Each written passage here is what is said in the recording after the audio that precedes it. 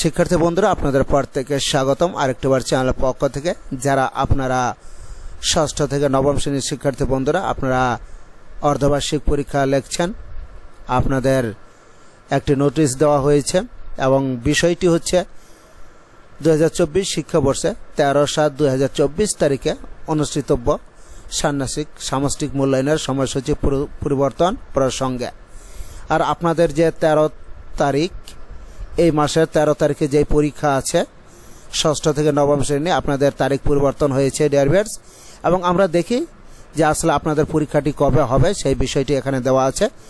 বিষয় ও সূত্রের আলোকে সদয় কার্যার্থে জানানো যাচ্ছে যে সূত্র মোতাবেক 2024 শিক্ষাবর্ষে ষষ্ঠ থেকে নবম শ্রেণীর জন্য ষান্মাসিক সামষ্টিক মূল্যায়নের সময়সূচি ইতিমধ্যে প্রেরণ করা হয়েছে।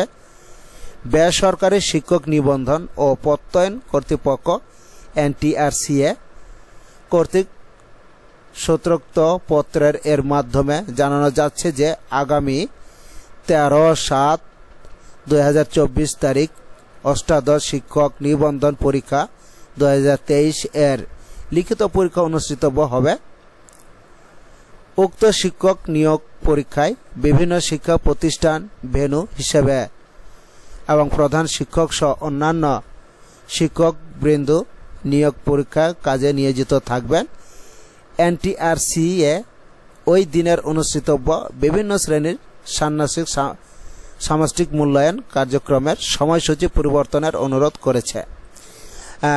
শিক্ষার্থী বন্ধুরা আমরা এখানে দেখলাম যে আসলে 13/7/2024 এই দিনে অষ্টাদশ শিক্ষক নিবন্ধন পরীক্ষা রয়েছে 2023 সালে, এই জন্য এই দিনের পরীক্ষাটা কিন্তু স্থগিত করা হয়েছে। এবং আমরা দেখি কবে এই পরীক্ষাটি দেওয়া হয়েছে।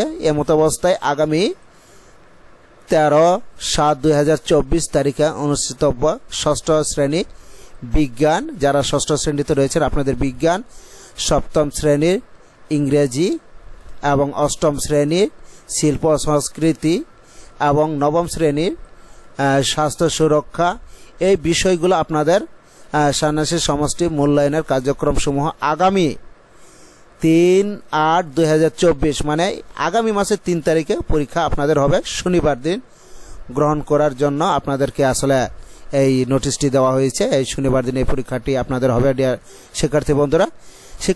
এই ছিল আপনাদের যে বিজ্ঞপ্তিটা দেওয়া আছে এবং আপনারা তাও আপনাদের শিক্ষা প্রতিষ্ঠানের সাথে যোগাযোগ রেখে আপনারা আপনাদের পরীক্ষাটা সময় মতন সম্পূর্ণ করবেন। শিক্ষার্থী বন্ধুরা আজ তাহলে এই ভিডিও এই পর্যন্ত। সবাই ভালো থাকবেন, সুস্থ থাকবেন এই কামনা জানিয়ে আজকে বিদায় নিচ্ছি। আল্লাহ হাফেজ।